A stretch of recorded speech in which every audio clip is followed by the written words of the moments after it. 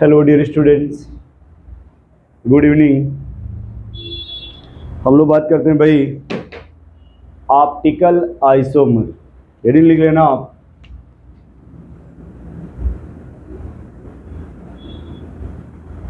Optical isomer.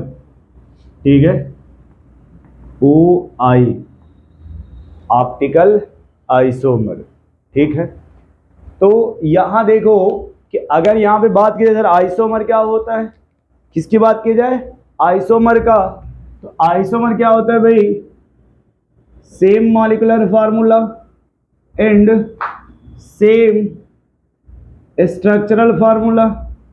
ठीक है, but difference in 3D space, different in 3D space due to PPL। PPL, PPL means होता है plane polarised light, plane polarised light. देखो isomer क्या होता है भाई, same molecular formula but difference property. अगर वो डिफरेंस प्रॉपर्टी 3D स्पेस की वजह से आ रहा है या 3D अरेंजमेंट की वजह से आएगा, वो 3D अरेंजमेंट किसकी वजह से आएगा, due to PPL, plane polarised light is called optical isomer. अब देखो जी बात की जाए ऑप्टिकल आइसोमर का, इसकी बात की जाए भाई ऑप्टिकल आइसोमर का, ये देखिए इसको बोलते हैं ऑर्डिनरी लाइट। इसको बोलते हैं ऑर्डिनरी लाइट। जो ऑर्डिनरी लाइट होती है वो ऑल डायरेक्शन में मूव करती है, इसे बोलते हैं ऑर्डिनरी लाइट। जो ऑर्डिनरी लाइट है ये ऑल डायरेक्शन से मूव करती है। तो ये जब हर डायरेक्शन से मूव करेगा तो ये हर डायरेक्शन का वेक्टर क्वांटिटी होगा। जब हर डायरेक्शन वेक्टर क्वांटिटी होगा तो इसका जो रिजल्टेंट होगा वो हर डायरेक्शन में आएगा, यानी किसी एक डायरेक्शन का कोई रिजल्टेंट नहीं होगा। तो इसे क्या किया जाएगा, इस ऑर्डिनरी लाइट को निकोल प्रिंस से पास कराया जाएगा। निकोल प्रिंस से पास कराया जाएगा तो ये जो लाइट होगी वो एक डायरेक्शन कन्वर्ट हो जाएगी एक प्लेन में, जिसको बोला गया प्लेन पोलराइज लाइट। इसे बोला गया प्लेन पोलराइज लाइट, इसको बोला गया PPL। PPL मीन्स हुआ प्लेन पोलराइज लाइट। इस चैप्टर में जो मेन मैटर होता है इसी का होता है प्लेन पोलराइज लाइट का, प्लेन पोलराइज लाइट। अब ये जो प्लेन पोलराइज लाइट है इसे पास कराया गया ऑर्गेनिक कंपाउंड से, यहाँ रख दिया गया ऑर्गेनिक कंपाउंड। अब इसमें दो इफेक्ट मिला, देखने को ये मिला कि अगर ये लाइट जो है वो जैसे है वैसे ही मिल गई, इस लाइट में कोई भी चेंजिंग नहीं आया, इस लाइट में कोई भी चेंजिंग नहीं आया, यानी इसके डायरेक्शन में कोई चेंज नहीं आया, नो चेंज, इसमें कोई भी चेंजिंग नहीं आया। दूसरा वक्त ये लाइट हो सकता है कि या तो इसमें चेंजिंग आए तो दो टाइप का आएगा, या तो ये क्लॉकवाइज आएगा चेंजिंग या फिर एंटी क्लॉकवाइज आएगा। एक तो चेंज नहीं आएगा या फिर इसमें क्या आएगा, चेंज आएगा। तो हो सकता है क्लॉकवाइज रोटेट कर जाए या हो सकता है ये एंटी क्लॉकवाइज रोटेट कर जाए। अगर देखो जब इसमें चेंजिंग आएगा या तो वो जिस क्लॉकवाइज रोटेट हो जाएगा या एंटी क्लॉकवाइज रोटेट हो जाएगा। तो इसे बोलेंगे कि सर ये जो कंपाउंड है वो ऑप्टिकल एक्टिव है, ये जो कंपाउंड है वो ऑप्टिकल एक्टिव ऑर्गेनिक कंपाउंड। और अगर ये कुछ चेंज नहीं हुआ कहेंगे वो ऑप्टिकल इनएक्टिव है, इनएक्टिव। ठीक है, तो ऑप्टिकल एक्टिव और ऑप्टिकल इनएक्टिव, तो हमें यही पढ़ना है कि कोई भी कंपाउंड अगर ऑप्टिकल आइसोमर शो करेगा तो ऑप्टिकल एक्टिव होगा या optical inactive. Optical inactive, inactive का मतलब हुआ ये जो लाइट है उसमें कोई इफेक्ट नहीं आया, और एक्टिव का मतलब हुआ ये जो आप लाइट है उसमें उसके डायरेक्शन में चेंज हो गया, तो या तो वो क्लॉकवाइज होगा या एंटी क्लॉकवाइज होगा, या वो डेक्स्ट्रो रोटेटरी होगा या लीवो रोटेटरी होगा, है ना। ये बातें आती है ऑप्टिकल के लिए कि अगर वो चेंज हो गया या तो क्लॉकवाइज होगा या एंटी क्लॉकवाइज होगा तब उसे कहा जाएगा ऑप्टिकल आइसोमर, और अगर उसमें कोई चेंजिंग नहीं आ रहा है तब उसे ऑप्टिकल आइसोमर नहीं कहा जाएगा, तब उसे ऑप्टिकल आइसोमर नहीं कहा जाएगा। तो अब देखिए थोड़ी सी बात करते हैं सर ऑप्टिकल आइसोमर के लिए कि कौन से कंपाउंड होंगे जो ऑप्टिकल शो करेंगे या कौन से होते जो ऑप्टिकल शो नहीं करते। तो हम उससे पहले बात करेंगे, थोड़ी सिमेट्री को समझेंगे कि सिमेट्री क्या होता है। पहली जो हमारी बात होगी वो किसकी बात की जाएगी? सिमेट्री का। ठीक है, किसकी बात की जाएगी भाई? सिमेट्री का। अगर किसी कंपाउंड में सिमेट्री आ गया तो सीधे ऑप्टिकल इनएक्टिव होता है। अगर किसी कंपाउंड में सिमेट्री आ गया तो ऑप्टिकल इनएक्टिव होता है। हम ये सीखने की कोशिश करेंगे ऑप्टिक की सिमेट्री क्या होता है। ऑप्टिकल को बड़ी रिक्वायरमेंट होती है सिमेट्री का पता करने के लिए कि सिमेट्रिकल है या अनसिमेट्रिकल। अगर सिमेट्रिकल होगा तो ऑप्टिकल इनएक्टिव होता है और अगर अनसिमेट्रिकल होता है तो ऑप्टिकल एक्टिव होता है। तो अब देखो ये सिमेट्री का क्या मतलब हुआ कि अगर कोई भी ऑब्जेक्ट है या कोई मॉलिक्यूल है, अगर वो मॉलिक्यूल टू इक्वल हाफ में डिवाइड हो रहा है, इक्वल हाफ में, अगर दो इक्वल हाफ में डिवाइड हो जाएगा तो उसको क्या बोला जाएगा? सिमेट्री बोला जाएगा। ठीक है, अगर जो सिमेट्री होती है बात करें इसके कितने टाइप होते हैं सिमेट्री का? ये दो टाइप का होता है सिमेट्री। ये जो सिमेट्री है वो दो टाइप का होता है। एक को बोलते हैं भाई alternate axis of symmetry, alternate axis of symmetry,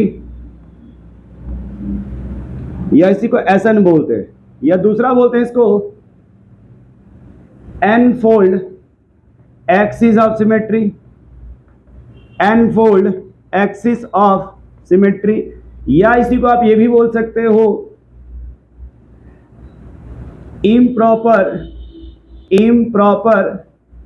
axis of symmetry, improper axis of symmetry.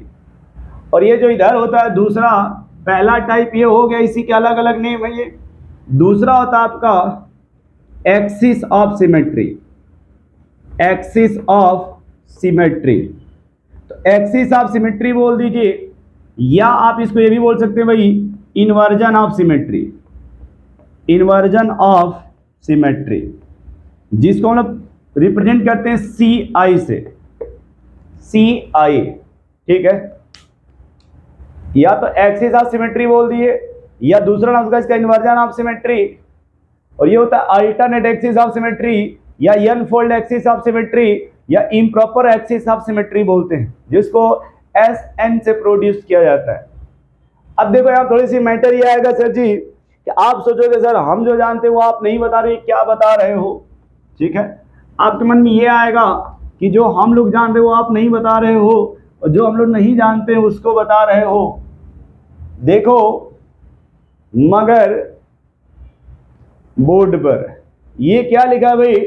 Alternate axis of symmetry, ये है अल्टरनेट एक्सिस ऑफ सिमेट्री। अब इस अल्टरनेट एक्सिस ऑफ सिमेट्री में, जिसको आप एस एन बोल रहे हो, यहाँ पे मामला ये होता है कि अगर एन की वैल्यू कितनी हो गई 1, तो इसे कहा जाएगा प्लेन ऑफ सिमेट्री, इसे कहा जाएगा प्लेन ऑफ सिमेट्री। अगर ये एन की वैल्यू 2 आपने पुट कर दिया, ये हो जाएगा फिर centre of symmetry, centre of symmetry. अब देखो ये जो प्लेन ऑफ सिमेट्री है ये इसको POS बोलते हैं सिंपली, या सिग्मा एन से रिप्रेजेंट किया जाता है, और सेंटर ऑफ सिमेट्री को सिंपल COS बोला जाता है, COS। इतनी बातें थोड़ी नोट कर लो आप। इधर जो ऑप्टिकल आइसोमर पढ़ोगे आप उसके लिए सबसे ज्यादा रिक्वायरमेंट होता है सिमेट्री का। सिमेट्री दो प्रकार का होता है, अल्टरनेट एक्सिस ऑफ सिमेट्री, या फिर अनफोल्ड एक्सिस ऑफ सिमेट्री, या इम्प्रॉपर एक्सिस ऑफ सिमेट्री। और दूसरा जो टाइप उसका होता है वो एक्सिस ऑफ सिमेट्री या फिर इन्वर्जन ऑफ सिमेट्री बोलते हैं इसको, एक्सिस ऑफ सिमेट्री या फिर इन्वर्जन ऑफ सिमेट्री बोलते हैं।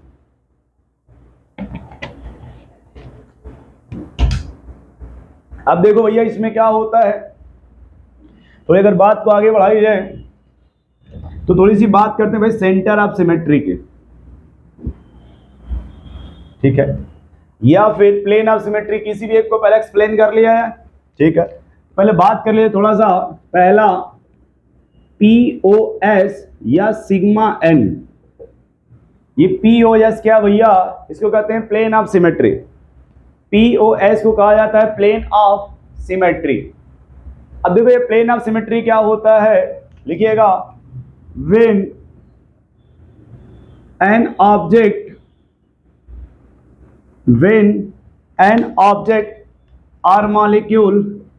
or molecule is divided into two equal half by imaginary plane, equal half by imaginary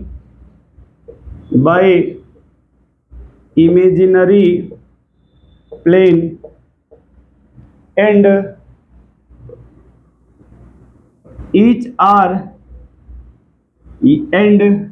both are mirror image of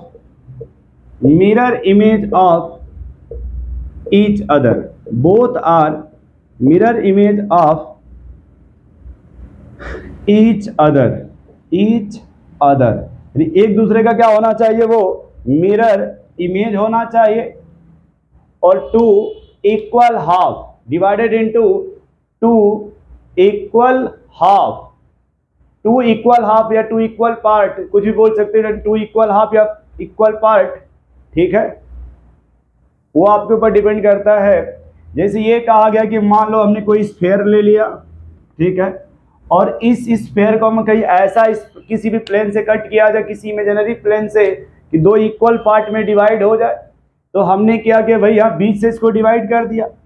देखा गया कि जितना एरिया उस साइड था उतना ही एरिया इस साइड था, या फिर हम लोगों ने इसी को क्या किया, ऐसे डिवाइड कर दिया, या फिर हम लोगों ने इसी स्फेयर को कुछ ऐसे डिवाइड कर दिया, या इसी स्फेयर को मान लो आप कुछ कैसे भी डिवाइड, किसी भी तरह से डिवाइड कर दो, ठीक है, कैसे भी डिवाइड कर लो, मान लो ऐसे ऐसे ऐसे, जैसे चाहो वैसे डिवाइड कर दो, और जिस भी पार्ट से देखा जाए वो इक्वल पार्ट मिलना चाहिए, उसी को कहा जाता है प्लेन ऑफ सिमेट्री।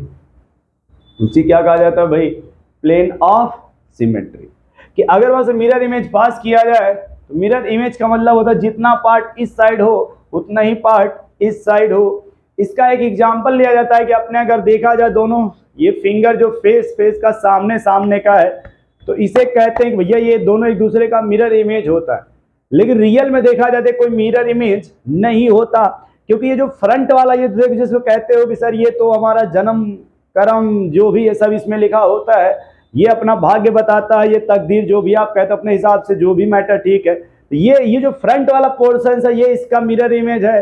लेकिन देखो जो ये बैक वाला पोर्शन है, क्या ये भी इसका मिरर इमेज है क्या?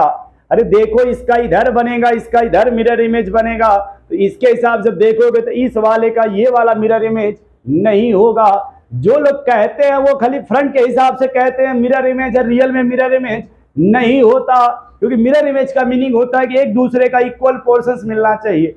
इधर से फ्रंट वाला इक्वल मिलेगा, फ्रंट वाला इक्वल मिलेगा, लेकिन ये जो बैक वाला है इक्वल नहीं मिलता, ये जो बैक वाला है वो इक्वल नहीं मिलता। क्या इतनी बात समझ पा रहे हो आप?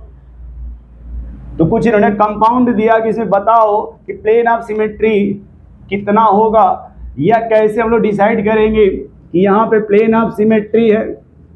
तो भाई कुछ कंपाउंड लिया गया, उस पर काम किया गया, उस पर काम करके बताया गया कि देखो कैसे हम पता करेंगे किसमें प्लेन ऑफ सिमेट्री है और कितना है, ठीक है। कुछ कंपाउंड लिया गया, उसमें देखा गया, देख के बताया गया कि कितना प्लेन ऑफ सिमेट्री होगा।